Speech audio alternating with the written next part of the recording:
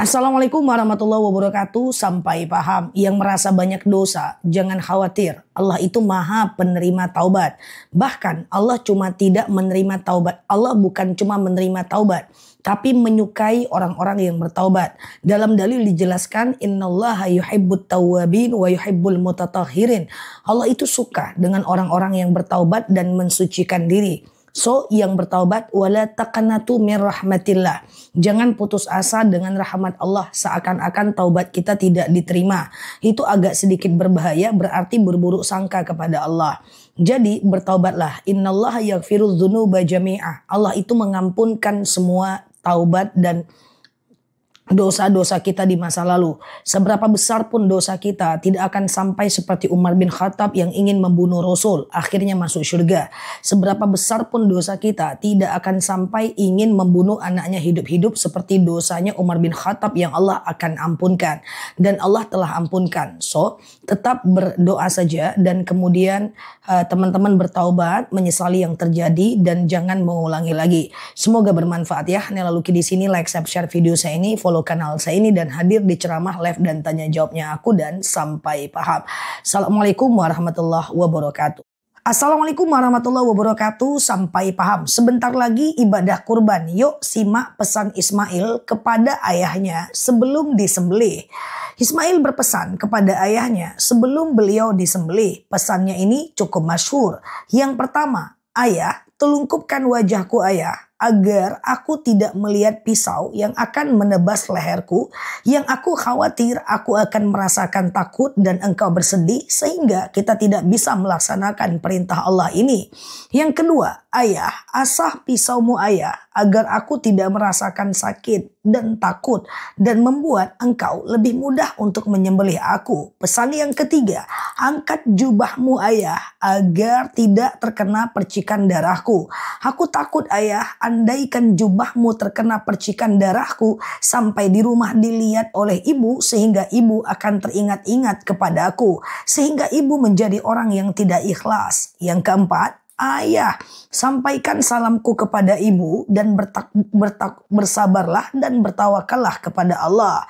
Kemudian Ismail juga berpesan kepada ayahnya, ayah, bawalah bajuku pulang dan sampaikan kepada ibu bahwa engkau telah menyembelih aku sebagai bukti keimananmu kepada Allah.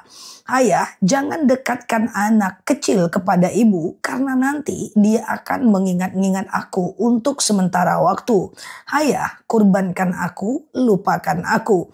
Ayah, ikatlah tanganku ayah, agar aku tidak meronta-ronta yang akan menyebabkan engkau kasihan kepada aku.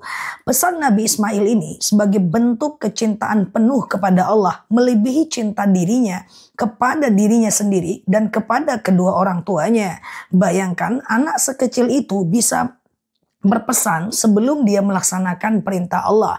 Kepasrahan ini ternyata hanyalah bentuk ujian yang akhirnya berupa nikmat. Hikmahnya adalah banyak banget. Dalam video ini nggak mungkin aku sampaikan semuanya. Yang jelas apapun ujian yang kita hadapi, lewati saja dulu. Semoga akan ada hari manis di depan sana. Yang sebenarnya bisa jadi itu cuma cara Allah menguji keimanan kita.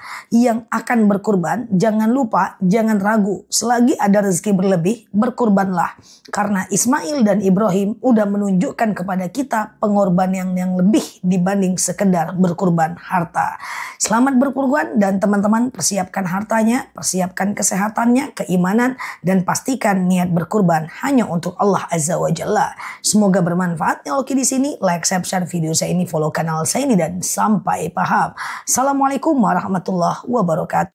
Assalamualaikum warahmatullahi wabarakatuh. Sampai paham. Apa hukum sedekah ke non-muslim? Oke, teman-teman, Rasulullah SAW pernah bersabda, la yu'minu ahadukum hatta yuhibbu li akhihi ma yuhibbu li nafsik.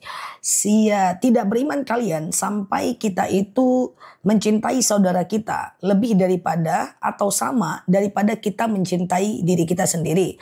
Dalam hadis riwayat Bukhari Muslim ini, saudara diantaranya juga saudara non-muslim walaupun tidak seiman. Jadi diperbolehkan sedekah kepada kawan kita yang non-muslim.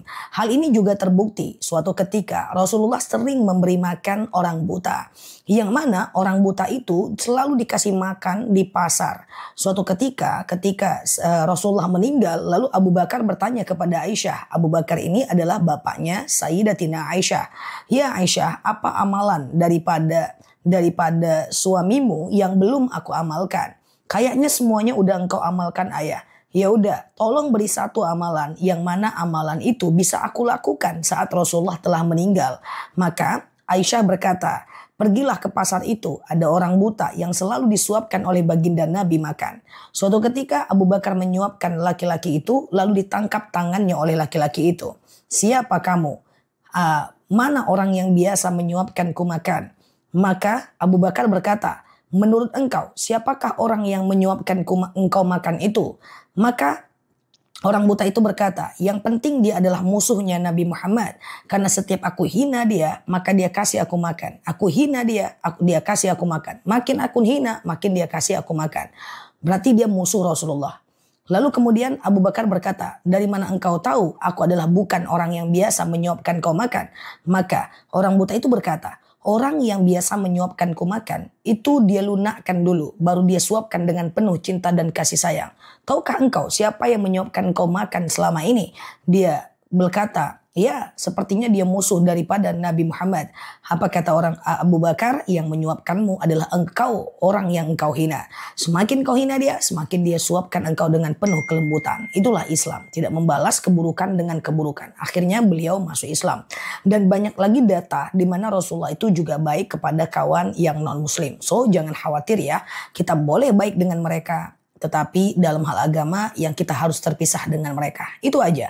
Semoga bermanfaat. Nah, oke, di sini like, share video saya ini, follow kanal saya ini, dan sampai paham. Assalamualaikum warahmatullahi wabarakatuh. Assalamualaikum warahmatullahi wabarakatuh. Sampai paham. Sempurnakan wudhu kita. Pastikan bagian yang terkena wudhu itu benar-benar terbasuh dengan baik. Kalau pakai cincin ya longgarkan. Kalau pakai make up yang waterproof ya dihapus dulu sebelum kita berwudhu. Karena kalau wudhunya mau sah maka sholatnya sah. Kalau wudhunya tidak sah maka sholatnya tidak sah. Nah makanya dalam hadis siapa yang berwudu dan menyempurnakan wudunya maka akan diangkat dosa-dosanya dari bagian yang dia wudukan. Nah teman-teman mesti kita belajar pelan-pelan cara wudu yang benar, cara tayamum yang benar, cara mandi junub yang benar biar sholatnya sah. Cara sholat yang benar. Kemudian sholat dalam keadaan jauh ya. Misalnya nih jamak qashar dalam sholat dalam keadaan jauh. Mesti kita semua tahu. Sujud sahwi kalau lupa rakaat. Sujud tilawah. Sujud syukur. Bahkan tutorial semua jenis sholat sunnah. Termasuk awabin, tasbih dan lainnya. Atau sholat dalam keadaan duduk dan berbaring. Coba pelajari hal itu saja dulu. Untuk menjamin kesempurnaan sholat kita. Nah hal itu penting teman-teman. Karena sholat adalah pondasi untuk kita bisa dihakimi nanti di hadapan Allah. Itu sebab aku selalu spill dan sudah banyak yang suka dengan buku tuntunan sholat versi muslimah ini. Buku ini harganya di bawah 100.000 dan kemudian ada gambar Latin dan terjemahannya. Aku coba lihatkan bukunya ya. Nanti yang pengen klik pojok kiri bawah beli buku di sini, masukkan alamat, bayar di tempat. Di dalam buku ini ada cara wudhu yang benar, cara tayamum, cara sholat yang benar, sujud tilawah, bacaan sujud tilawah lengkap dengan Latin dan terjemahannya, sholat dalam keadaan duduk dan berbaring, dalam keadaan diinfus, memandikan mengkafani jenazah, cara jamak qashar dalam sholat, semuanya udah lengkap, cara mandi dan tayamum, perbedaan haid, nifas dan istihadah. Dan ada videonya, ambil kamera handphonenya, dekatkan ke barcode ini nanti akan muncul videonya. Buku ini bagus banget, madhab Syafi'i dan sudah tervalidasi. Nggak usah khawatir, harganya terjangkau aja. Pelan-pelan belajar, misalnya belajar arti bacaan sholat, ya, arti bacaan Al-Fatihah. Teman-teman bisa belajar sambil santai dengan buku ini karena enak banget, udah full color dan gambarnya juga udah oke banget ya. Yang pengen klik pojok kiri bawah, beli buku di sini, masukkan alamat, bayar di tempat. Assalamualaikum warahmatullahi wabarakatuh.